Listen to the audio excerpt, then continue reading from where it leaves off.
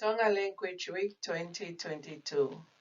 Ko Uike Lea faka-Tonga ua noa ua. Ke tuuloa ai lea faka-Tonga I Aotearoa. Sustaining the Tonga language in Aotearoa.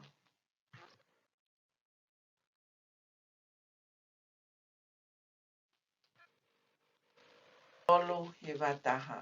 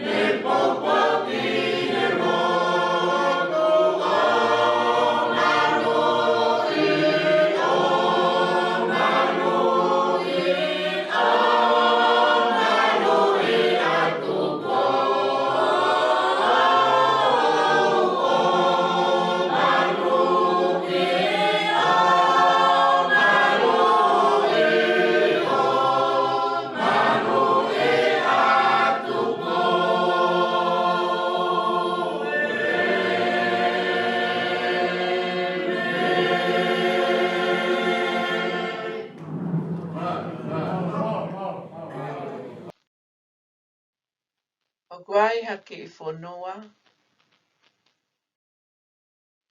o kutuu I o seni.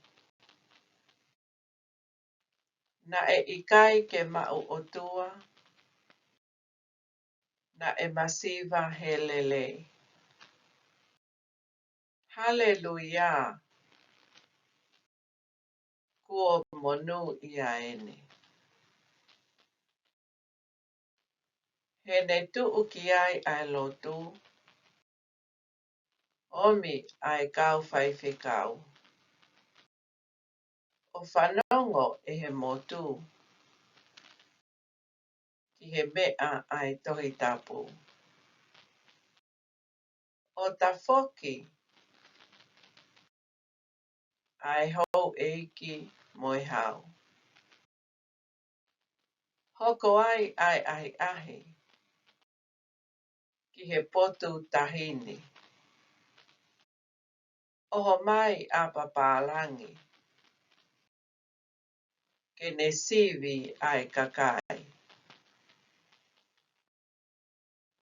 Kuolahi, ai fonua ne mole ai. E na e lotu a tahiti, ka nae I kai Hawaii. O ta whoki pe mo fisi, ka nae I kai Hawhaki. Ka kotonga,